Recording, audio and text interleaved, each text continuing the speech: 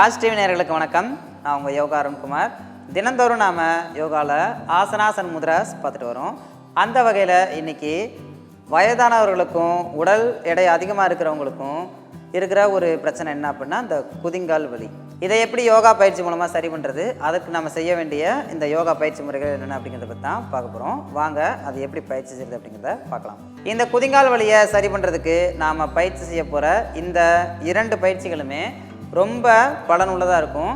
இதை எப்படி பயிற்சி செய்யணும் அப்படின்னா, முதல்ல கால்கள் இந்த மாதிரி மடித்து இந்த நிலையில் உட்காந்துட்டு மெதுவாக முன்பக்கமாக வளைஞ்சி உங்களோட கைகளை இந்த மாதிரி கீழே வச்சுக்கணும். அதற்கடுத்து தான் உடலை மெதுவாக மேலே எடுத்துகிட்டு வந்து உங்களோட பாதங்களை இந்த மாதிரி சப்போர்ட் பண்ணிட்டு மெதுவாக 2 கால்களையுமே மேலே உயர்த்துங்க.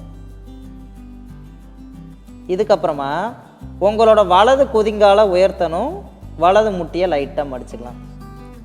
அப்புறமா இந்த வலது குதிங்காலை கீழே வைக்க போகும்போது இடது குதிங்காலை மேலே உயர்த்திக்கணும்.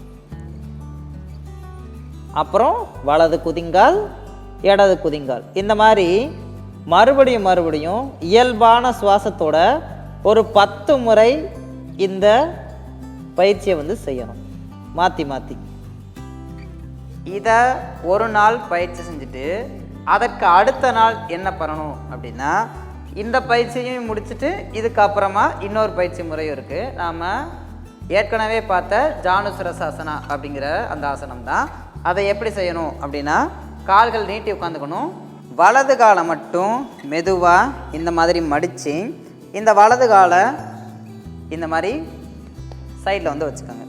உங்களோட இடது பாதம் முகத்தை பார்த்த மாதிரி திருப்பிட்டு கைகளை மெதுவாக மேல் நோக்கி உயர்த்தி முன்னாடி வளைஞ்சி இந்த 2 கைகளாலையும் பாதத்தை பிடிக்கிறதுக்கு ட்ரை பண்ணுங்கள்.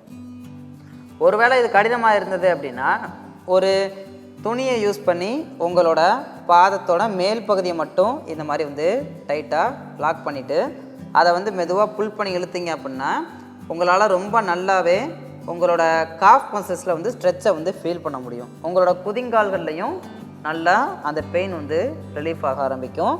இதில் ஒரு 10 வினாடிகள் அப்படியே நாம் நிலையாக இருக்கணும். அதற்கப்புறமா இந்த காலை மாற்றி அடுத்த காலையும் அதே மாதிரி மடித்து உங்களோட காலை பிடிச்சி நீங்கள் இதில் ஒரு 10 to 20 செகண்ட்ஸ் வரைக்கும் ஸ்டே பண்ணலாம். இந்த மாதிரி லெஃப்ட் அண்ட் ரைட் 2 சைடும் முடிச்சிங்க அப்படின்னா அதை ஒரு ரவுண்ட் அப்படின்னு கன்சிடர் பண்ணிக்கோங்க. இன்றைக்கி நாம் பார்த்த இந்த குதிங்கால் வலியை நிவாரணப்படுத்துகிற ஆசனங்கள் எல்லாமே உங்களுக்கு உதவியில் இருந்திருக்குன்னு நாங்கள் நம்புகிறோம். இதே மாதிரி நாளைக்கு இன்னொரு ஆசனாஸ் அண்ட் முத்ராஸோட உங்களை மறுபடியும் நான் சந்திக்கிறேன். நன்றி, வணக்கம்.